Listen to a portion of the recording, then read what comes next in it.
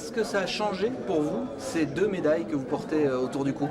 Alors moi, ça m'a pas changé grand-chose dans mon quotidien. Seulement, voilà, quelques invitations à des événements, comme des remises de récompenses à la mairie, par le conseil régional.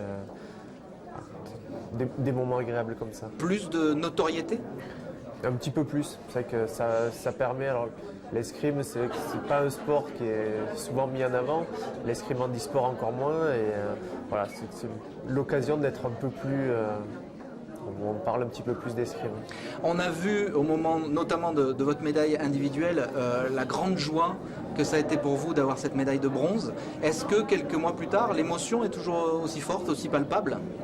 En fait, l'émotion, le moment où ça a été le plus fort, c'est quand on est rentré à Toulouse, au moment où on a passé la porte de l'aéroport et où on a vu tous les gens qui nous soutenaient à distance, parce que Rio c'était quand même loin. On a vu la famille, les amis, les gens avec qui on s'entraîne dans les clubs, le maire de Toulouse qui était là, Laurent Saribagé aussi. Voilà, et ça nous a vraiment fait chaud au cœur. Vous avez une carrière professionnelle devant vous, parce que évidemment le sport et le sport paralympique notamment, c'est pas une garantie de revenus. Et puis de toute façon le sport à un moment ça s'arrête. Vous avez des études de médecine qui sont en train de se terminer. Ouais. C'est un beau projet en plus de l'escrime et du sport de haut niveau.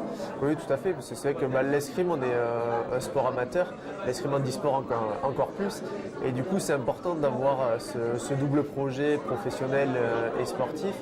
Et voilà, j'ai la chance de faire 2 passions, la médecine et l'escrime, de pouvoir faire les 2 en même temps. Et voilà, je suis en train de terminer mon internat de médecine en santé publique et médecine du sport. Et 2 beaux projets. C'est difficile de concilier le handicap et des études de haut niveau comme les études de médecine? Ça peut être difficile, je pense. Après, moi j'ai eu la chance d'avoir des professeurs et des responsables très à l'écoute et très conciliants sur le sujet. Parce que dès qu'il y avait un petit souci, un petit problème d'aménagement, ils ont toujours été là pour m'aider et trouver une solution. C'est que l'encadrement joue un grand rôle, autant la scolarité, le côté administratif, mais aussi les enseignants qui, quand il y avait un amphithéâtre qui n'était pas accessible, ce n'était pas un souci de faire changer 2 promotions de place pour pouvoir faire cours et que je puisse assister au cours. Vous estimez que vous avez été aidé en quelque sorte? Ah oui, j'ai été aidé par l'université et l'hôpital. On a aussi la chance d'avoir une mission handicap à l'université Paul Sabatier qui est vraiment très performante et qui aide beaucoup les étudiants. Et du coup, on peut quand même poursuivre des études et les études qu'on veut malgré le handicap. Alors cette semaine, c'est la semaine pour l'emploi des personnes handicapées. Ça vous fait plaisir, ça vous motive de vous engager pour aussi aider les autres, en tout cas faire comprendre qu'il y a des besoins, que c'est pas facile pour tout le monde? Oui, mais c'est quelque chose qui est bien de pouvoir montrer, alors à la fois qu'on peut exercer les métiers